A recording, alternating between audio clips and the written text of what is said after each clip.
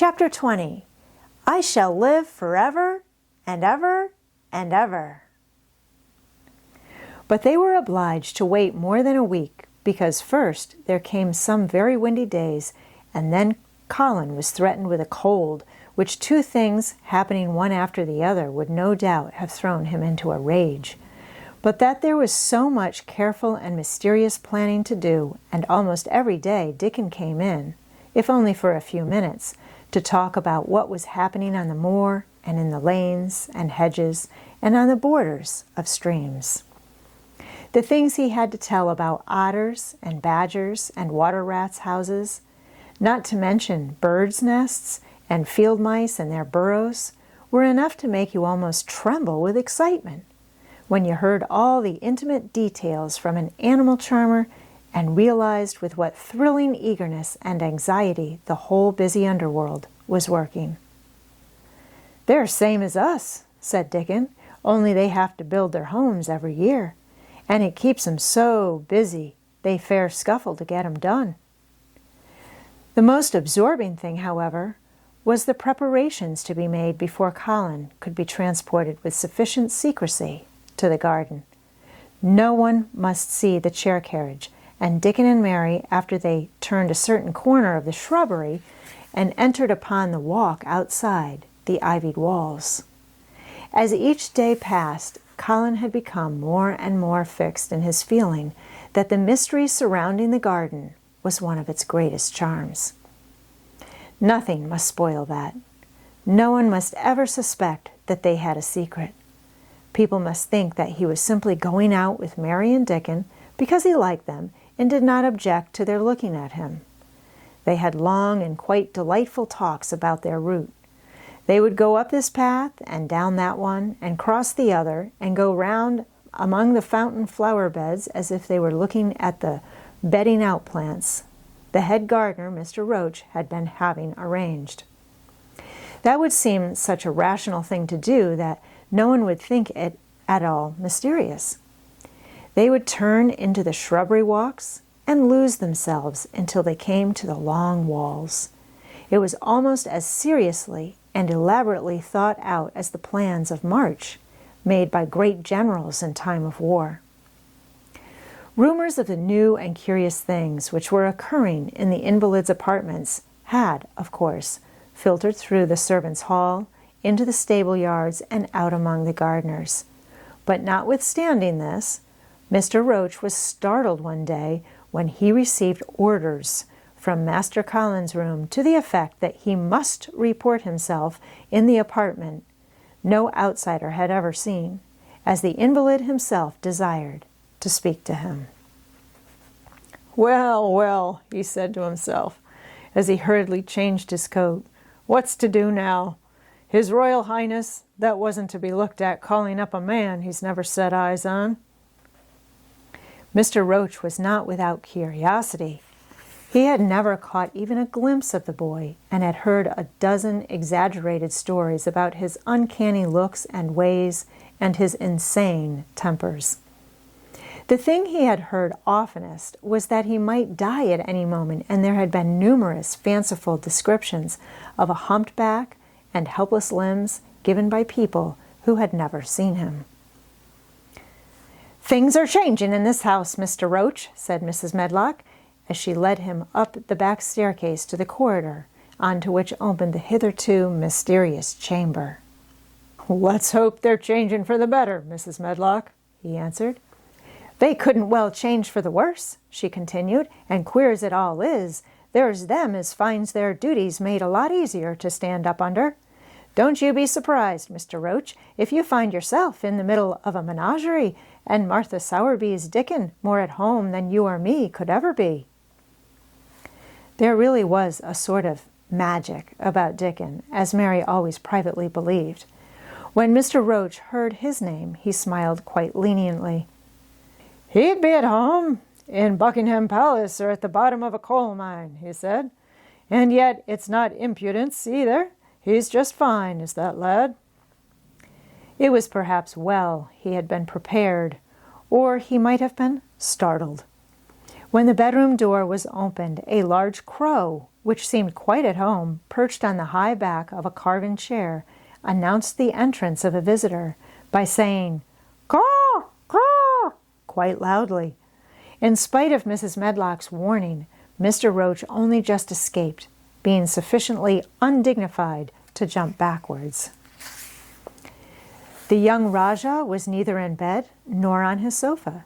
He was sitting in an armchair, and a young lamb was standing by him, shaking its tail in feeding lamb fashion as Dickon knelt giving it milk from its bottle. A squirrel was perched on Dickon's bent back, attentively nibbling a nut. The little girl from India was sitting on a big footstool looking on.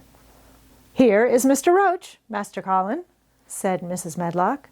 The young Rajah turned and looked his servitor over. At least that was what the head gardener felt happen.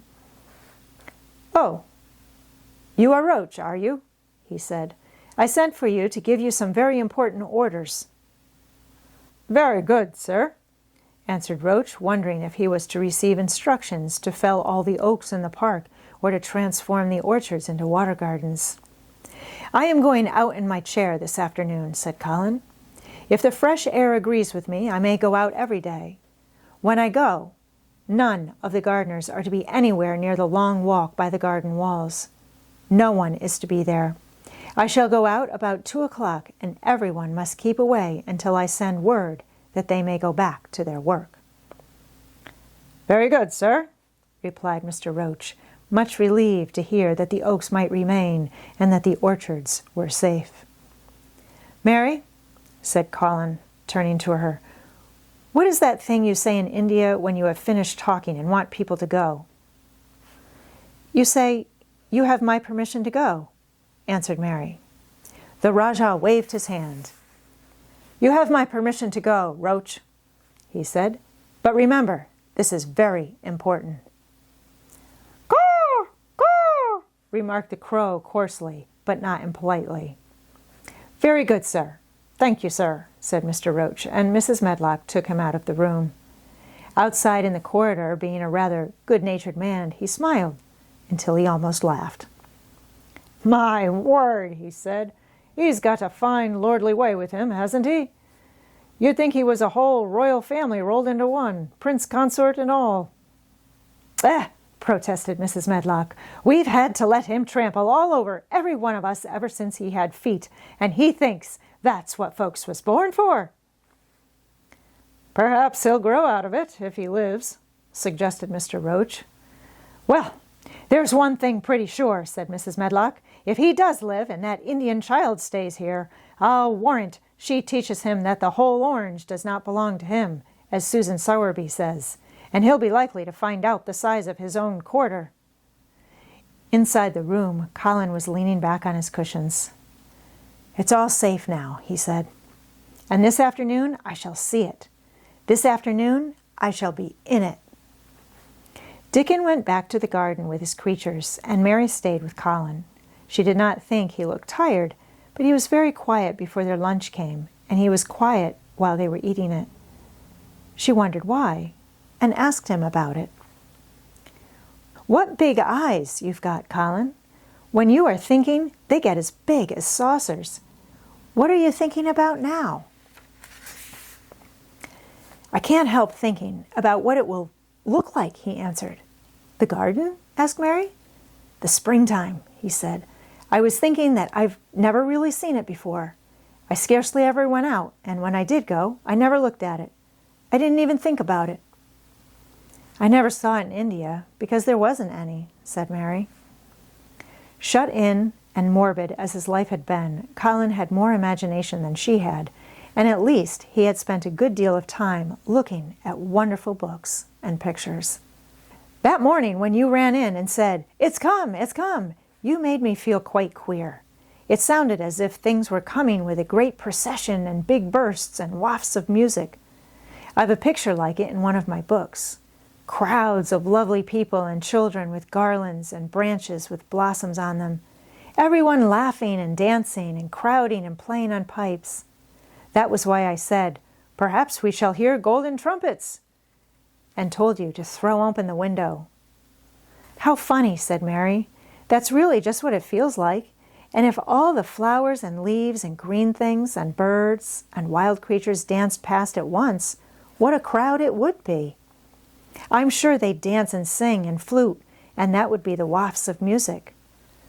They both laughed, but it was not because the idea was laughable, but because they both so liked it. A little later, the nurse made Colin ready. She noticed that instead of lying like a log while his clothes were put on, he sat up and made some efforts to help himself, and he talked and laughed with Mary all the time. "This is one of his good days, sir," she said to Dr. Craven, who dropped in to inspect him. "He's in such good spirits that it makes him stronger." "I'll call in again later in the afternoon, after he has come in," said Dr. Craven. "I must see how the going out agrees with him. I wish," in a very low voice, "that he would let you go with him." "I'd rather give up the case this moment, sir, than even stay here while it's suggested," answered the nurse with sudden firmness. "I hadn't really decided to suggest it," said the doctor, with his slight nervousness. "We'll try the experiment. Dickon's a lad I'd trust with a newborn child." The strongest footman in the house carried Colin downstairs and put him in his wheeled chair near which Dickon waited outside. After the manservant had arranged his rugs and cushions, the Rajah waved his hand to him and to the nurse. "You have my permission to go," he said, and they both disappeared quickly, and it must be confessed, giggled when they were safely inside the house. Dickon began to push the wheeled chair slowly and steadily. Mistress Mary walked beside it, and Colin leaned back and lifted his face to the sky. The arch of it looked very high, and the small snowy clouds seemed like white birds floating on outspread wings below its crystal blueness. The wind swept in soft big breaths down from the moor and was strange with a wild clear-scented sweetness. Colin kept lifting his thin chest to draw it in, and his big eyes looked as if it were they which were listening instead of his ears. "There are so many sounds of singing and humming and calling out," he said. "What is that scent the puffs of wind bring?" "It's gorse on the moor that's opening out," answered Dickon. The bees are at it wonderful today." Not a human creature was to be caught sight of in the paths they took. In fact, every gardener or gardener's lad had been witched away. But they wound in and out among the shrubbery and out and round the fountain beds, following their carefully planned route for the mere, mysterious pleasure of it. But when at last they turned into the long walk by the ivied walls, the excited sense of an approaching thrill made them, for some curious reason they could not have explained, begin to speak in whispers. "This is it," breathed Mary. "This is where I used to walk up and down and wonder and wonder." "Is it?" cried Colin, and his eyes began to search the ivy with eager curiousness. "But I can see nothing," he whispered. "There is no door." "That's what I thought," said Mary. Then there was a lovely breathless silence, and the chair wheeled on. "That is the garden where Ben Weatherstaff works," said Mary. "Is it?" said Colin. A few yards more, and Mary whispered again. "This is where the robin flew over the wall," she said. "Is it?" cried Colin. "Oh, I wish he'd come again." "And that," said Mary with solemn delight, pointing under a big lilac bush, "is where he perched on the little heap of earth and showed me the key." Then Colin sat up. "Where? Where? There?" he cried, and his eyes were as big as the wolf's in Red Riding Hood, when Red Riding Hood felt called upon to remark on them. Dickon stood still, and the wheeled chair stopped. "And this," said Mary, stepping onto the bed close to the ivy, "is where I went to talk to him when he chirped at me from the top of the wall. And this is the ivy the wind blew back," and she took hold of the hanging green curtain. "Oh, is it?" gasped Colin. "And here is the handle, and here is the door. Dickon, push him in quickly." And Dickon did it with one strong, steady, splendid push. But Colin had actually dropped back against his cushions, even though he gasped with delight, and he had covered his eyes with his hands and held them there, shutting out everything until they were inside, and the chair stopped as if by magic, and the door was closed. Not till then did he take them away and look round and round and round, as Dickon and Mary had done. And over walls and earth and trees and swinging sprays and tendrils the fair green veil of tender little leaves had crept. And in the grass under the trees and the gray urns in the alcoves, and here and there everywhere, were touches or splashes of gold and purple and white. And the trees were showing pink and snow above his head, and there were fluttering of wings and faint sweet pipes and humming and scents and scents. And the sun fell warm upon his face, like a hand with a lovely touch. And in wonder, Mary and Dickon stood and stared at him.